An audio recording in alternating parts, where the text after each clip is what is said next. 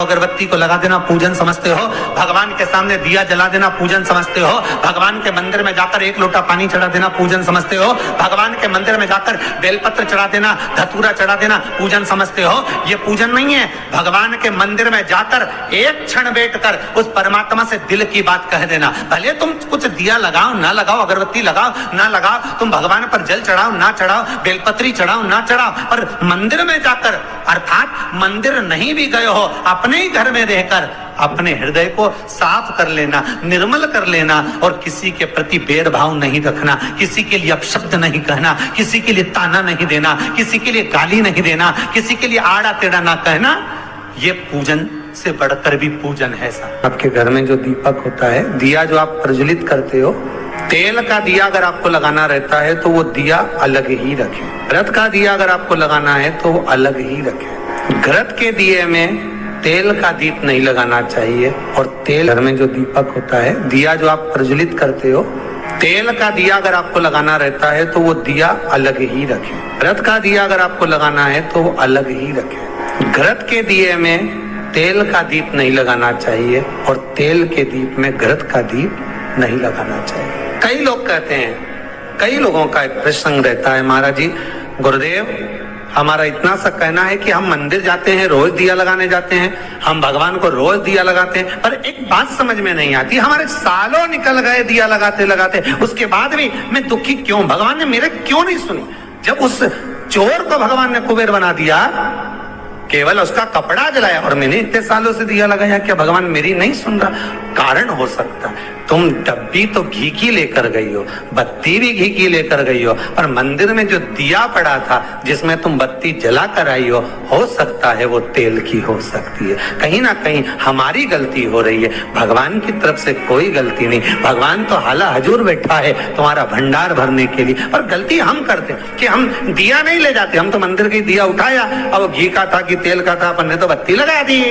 पर पहले की माताएं कितनी चतुर होती थी, आटे का दिया लगाती थी कि वो दिया नया बनाओ, जरा सा आटा उसना है, रोटी बनी रही है, उसमें से दिया निकाले लगा दिया। नहीं लगाना, दीप नहीं है। अगर आपको लगता है कि ये तेल का घी का दिया अलग होना चाहिए, इसलिए पहले मंदिरों के अंदर घृत दिया लिखा जाता था, घी का दिया, घी का दिया। आप कभी महेश्वर जाइए, महेश्वर में नर्मदा जी के घाट पर शिव मंदिर में जो दिए जलते हैं वहां लिखा रहता है ये घृत का दिया, तेल का दिया, वहां लिखा है, और दिए ही जलते हैं वहां 108। कई छोटी छोटी गलतियां हैं जो हम करते हैं और बाद में कहते हैं भगवान हमारा नहीं सुन। हमारी आदत है कि मनवांचित फल की कामना के लिए जब हम शंकर को बेलपत्र चढ़ाते हैं, शिव जी को हम जब बेलपत्र समर्पित करते हैं, आप सभी को मालूम होगा बेलपत्र चढ़ाने का एक तरीका होता है। एक बेलपत्र चढ़ाते हैं तो ऐसे ही चढ़ा देते हैं, 2-4 बेलपत्र चढ़ाई ऐसे ही चढ़ा देते हैं।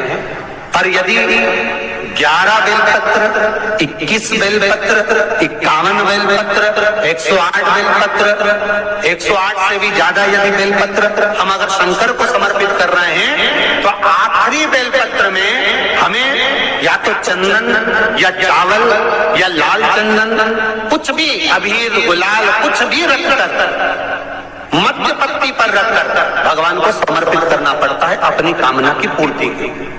अगर हमने 108 ऐसी चढ़ा दी या 11 पत्ते ऐसी चढ़ा दिए तो उसमें कामना की पूर्ति नहीं है, और आखिरी 10 चढ़ा दिए तो आखिरी 11वें बेलपत्र पे हमें कुछ रखकर देना ही पड़ेगा। तो वो ये जरूरी नहीं है कि आप धन रख कर दें, पैसा रख कर दें या संपदा रख कर दें, उसमें अबीर गुलाल चंदन चावल जो तुम्हारा मन पड़े पुष्प आदि उस पर रखे। आपने देखा होगा, आप लोग तो करते रहते हो ना, तो जहाँ पंडित जी अभिषेक कराते हैं तो आखिरी की बेलपत्र पे वो लगा के सब दे ही देते हैं, लो चढ़ा। तो कभी आपने पंडित जी से पूछा कि आखिरी बेलपत्र पे आपने लगा के क्यों? कोई लिख के रख लेता है नमः शिवाय, उसको रख देता संभाल के, सब चढ़ा देगा, उसके बाद वो चढ़ाएगा। उसका कारण क्या है? रावण संहिता कहती है कि लंकाधिपति लंकेश जब भी बेलपत्र समर्पित करता था, आखिरी बेलपत्र जब समर्पित करता था तो शंकर को कुछ देकर ही समर्पित करता। शिवलिंग पर बेलपत्र चढ़ाना, जल चढ़ाना, इसका भी एक नियम होता है। शंकर जी पे शिवलिंग पर जल कहाँ चढ़ाया जाता है? सबसे पहला जल अगर शंकर जी को चढ़ाने जा रहे हो तो शंकर जी के जो चरण है, जहाँ से पानी नीचे गिरता है, उसके सीधे वाले भाग पर, अपने हाथ का सीधा भाग, वहां जल चढ़ाओ। फिर जहाँ लेफ्ट भाग है वहां जल चढ़ाओ। जहां शंकर भगवान का शिवलिंग रखा हुआ है, तीसरे नंबर का जल वहां चढ़ाना चाहिए। चौथे नंबर का जल भगवान शंकर के शिवलिंग पर चढ़ाना चाहिए। पांचवें नंबर का जल ऊपर अगर जलाधारी लगी हो तो उसमें चढ़ाओ, नहीं हो जलाधारी तो भगवान शंकर का जहां नंदी बैठा है, नंदी का एक पांव ऊंचा रहता है, उस पांव के पास में जल चढ़ाना चाहिए। ऐसे 5 स्थान दिए हैं जल चढ़ाने के लिए। शिव जी का स्नान कितनी चीजों से होता है? 5 चीजों से। पंचामृत, दूध, बोलते जाओ, दही, फिर घी, शहद, फिर शक्कर। ये 5 चीजों का प्रमाण क्या है? शास्त्र कहता है दूध चढ़ाने से घर में संतान की वृद्धि होती है। दही चढ़ाने से भगवान शिव के, अगर शिवलिंग पर हम दही चढ़ाते हैं, उससे परिवार में प्रेम बढ़ता है। क्या बढ़ता है? प्रेम। फिर घी चढ़ाने से हमारे घर से रोग दूर होता है। शहद चढ़ाने से, भगवान शंकर पर जो शहद चढ़ाया जाता है, वो चढ़ाने से घर में संपदा की वृद्धि होती है। और 5वें नंबर पर भगवान को शक्कर, खांड जो आप जानते होंगे, शक्कर आदि पिसी हुई चढ़ा देने से, शिव जी को चढ़ाने से हमारे घर के बच्चे जिद्दी नहीं